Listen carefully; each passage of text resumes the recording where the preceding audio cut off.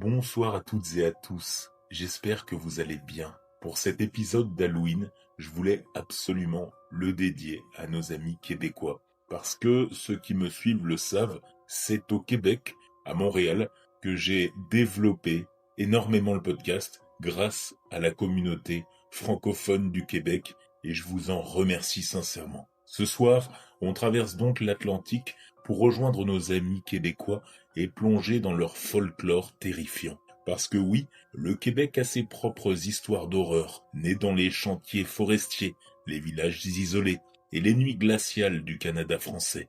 3 légendes nous attendent. Une sorcière encagée, dont le spectre hante encore les routes, un pacte avec le diable dans un canot volant, et un kidnappeur d'enfants qui rôde à la tombée de la nuit. Alors éteignez les lumières et plongeons dans le noir. Légende numéro 1, une des plus populaires, la Corriveau, la sorcière en cage. L'histoire vraie derrière la légende. En 1763, dans le petit village de Saint-Vallier, près de Québec, Marie-Josette Corriveau est condamnée à mort pour le meurtre de son second mari, Louis-Étienne Daudier.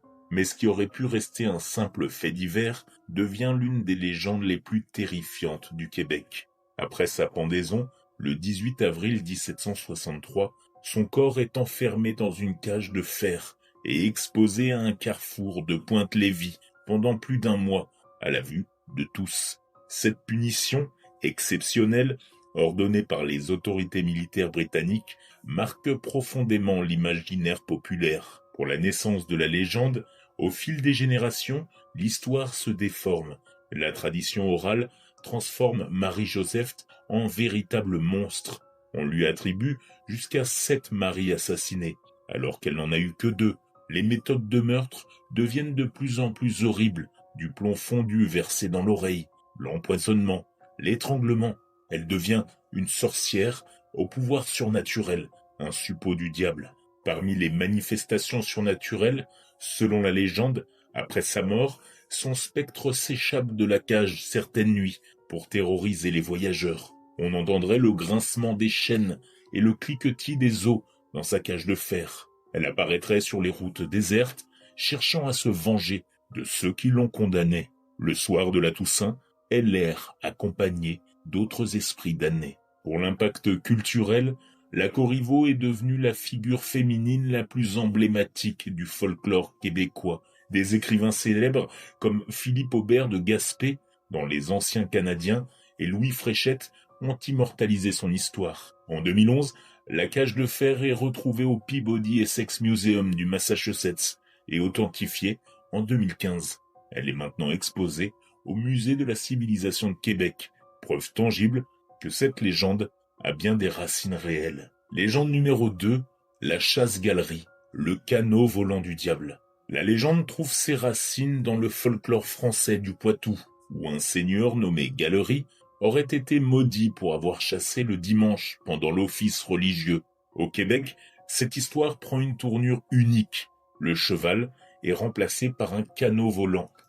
La version québécoise la plus célèbre a été écrite en 1892 par Honoré Beaugrand, journaliste et maire de Montréal, qui a fixé les codes de cette légende identitaire. Pour l'histoire, nous sommes dans les années 1850, dans un chantier forestier isolé de l'Outaouais. C'est le soir du réveillon du Nouvel An, le 31 décembre. Les bûcherons sont coincés en forêt, à plus de 400 kilomètres de leur blonde et de leur famille. Baptiste, le chef de l'équipe, propose un plan audacieux aux cuisiniers, courir la chasse-galerie. Ce qui veut dire que grâce à un pacte avec le diable, leur canot s'envolera dans les airs et les transportera jusqu'à Montréal en quelques heures pour danser avec leur bien-aimé. Le pacte diabolique, c'est que pour que le canot vole, 8 hommes doivent respecter 3 règles strictes. La première, ne jamais prononcer le nom de Dieu pendant le voyage. La seconde, ne toucher aucun clocher d'église durant le vol. Et la dernière, être de retour avant 6 heures du matin, au lever du soleil. Tiens, ça fait un peu penser à Cendrillon, ça. Si une seule règle est brisée, leurs âmes appartiendront au diable pour l'éternité. Les bûcherons décollent donc dans leur canot volant, filant à 200 km/h dans le ciel étoilé.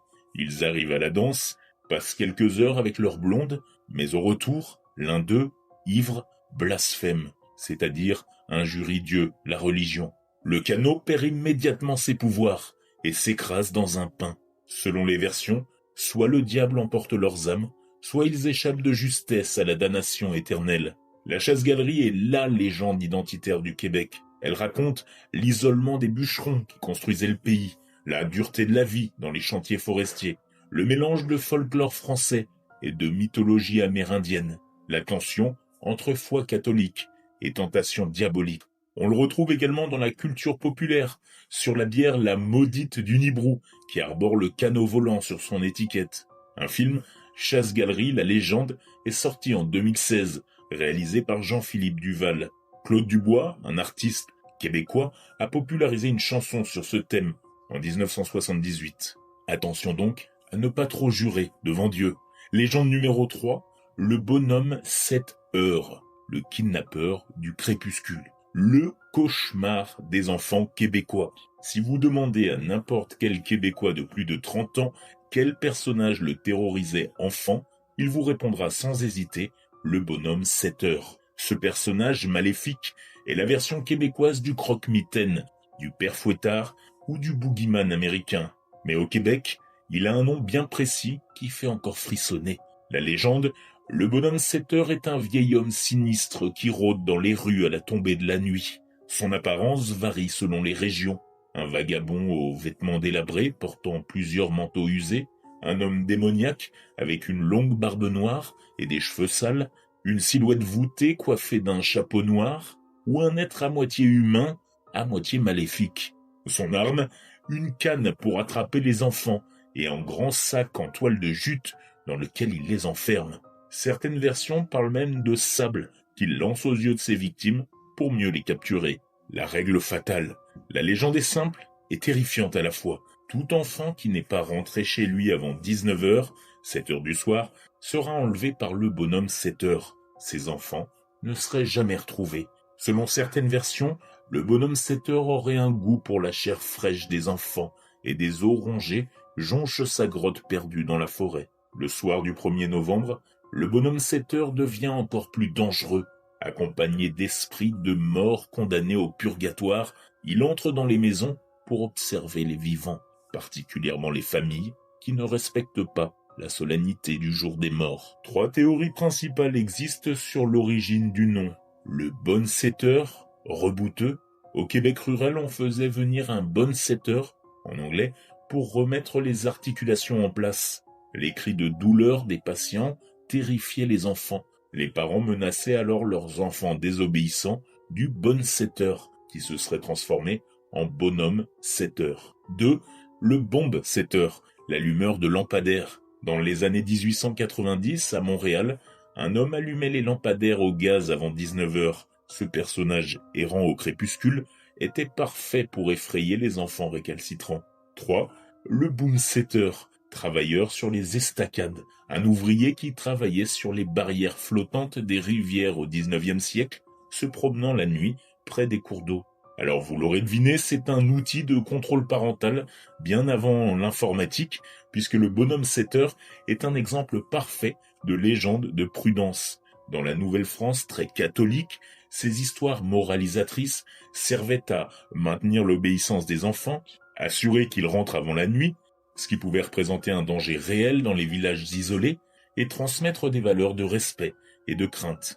Dans la culture populaire, le film d'animation Les 5 légendes présente le bonhomme 7 heures comme l'antagoniste principal.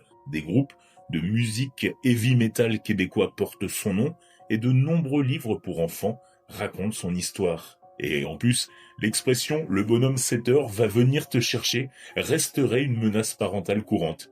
Vous me le confirmerez dans les commentaires Spotify ou bien sur Instagram ou en DM. Ces 3 légendes nous montrent comment le folklore québécois s'est construit autour de la justice et la vengeance, la foi et la tentation, l'obéissance et la peur. Elles reflètent une société canadienne-française profondément marquée par le catholicisme, l'isolement géographique, la dureté de la vie dans les chantiers forestiers, et la nécessité de transmettre des valeurs morales par la peur. Aujourd'hui encore, ces légendes vivent dans la culture populaire québécoise, Preuve que les meilleures histoires d'horreur sont celles qui touchent à nos craintes les plus profondes. J'ai hâte, mes chers amis québécois, de vous lire dans les commentaires, comme je le disais, dans les mails, dans le noir pdcst@gmail.com, pour m'en partager des beaucoup plus récentes. C'est un travail sourcé, il n'est pas improbable que vous ayez des versions différentes. Chaque ville, chaque région a sa propre conception de l'histoire. En tout cas, j'espère que cet épisode vous a plu en tabarnak. Voilà, il fallait absolument que je la place. Je vous souhaite un excellent Halloween dans le noir.